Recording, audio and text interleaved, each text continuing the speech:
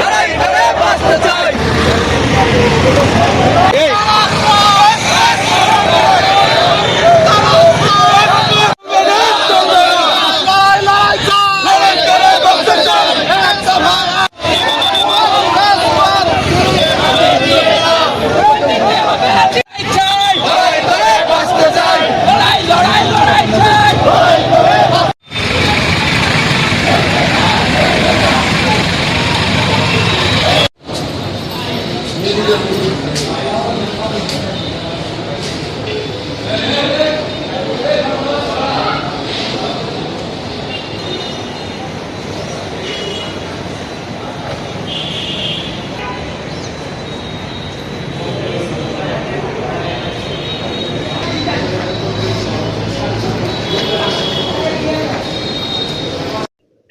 বর্তমান তত্ত্বাবধায়ক বর্তমান সরকার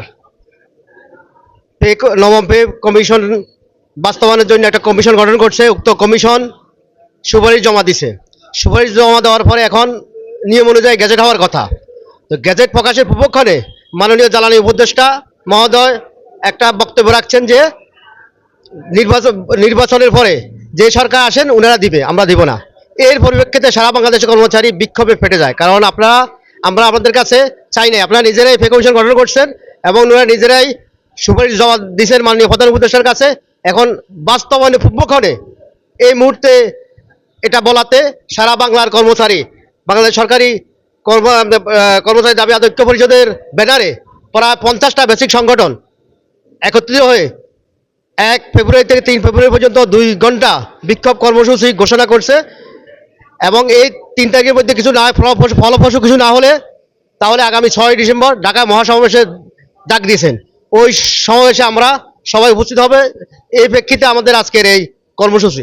2015 সালে আমাদের জাতীয় পে স্কেল ঘোষণা করা হয়েছে। নিয়ম অনুযায়ী প্রতি 5 বছর অন্তর অন্তর পে স্কেল দেওয়ার কথা ছিল, কিন্তু আমরা 2020 সালে পে স্কেল পাওয়ার সরকারি কর্মচারীরা পে স্কেল পাওয়ার যৌক্তিক দাবি হওয়ার প্রেক্ষিতেও আমরা গত 5 বছর পে স্কেল আমরা পাই নাই।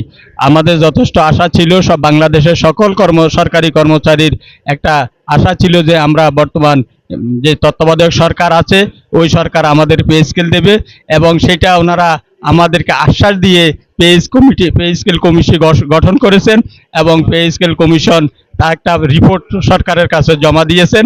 আমাদের সরকারের কাজ ছিল যে পে স্কেল কমিশনটা জমা দিয়েছে, এই জমার পরে সরকার আমাদের একটা গেজেট জারি করবে। আমরা বাংলাদেশের প্রায় 18 লক্ষ কর্মচারীর প্রাণের দাবি, যা আমরা এই 2026 সালের জানুয়ারি থেকে পে স্কেল পাবো, এটা নিয়ে আমরা সকলেই কি ছিলাম, আশ্বস্ত ছিলাম, আশাবাদী ছিলাম। কিন্তু কোনো অজ্ঞাত কারণে গত সপ্তাহে আমাদের এক উপদেষ্টা মহোদয় ঘোষণা করলেন যে বর্তমান সরকার পে স্কেল দিবে না, বয়স্কর সরকার দিতে পারবে না, পরবর্তী সরকার এসে পে স্কেল দেবে।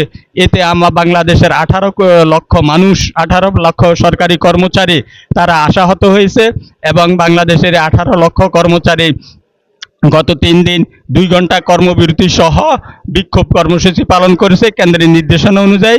আমরা আমাদের দাবি বাস্তবায়ন না হলে আগামীতে কেন্দ্রের থেকে যে ঘোষণা আসবে বাংলাদেশের সকল কর্মচারী সেই কর্মসূচি বাস্তবায়নের জন্য সচেষ্ট থাকবে। আর এরই মধ্যে যদি সরকার বাহাদুর যদি আমাদের পে স্কেলের গেজেট জারি করে দেন তাহলে আমাদের সকল কর্মচারী আমরা আমাদের কর্মে ফিরে যাব। গত 3 দিন যাবৎ আমাদের অবস্থান বিক্ষোভ কর্মসূচি হয়েছে।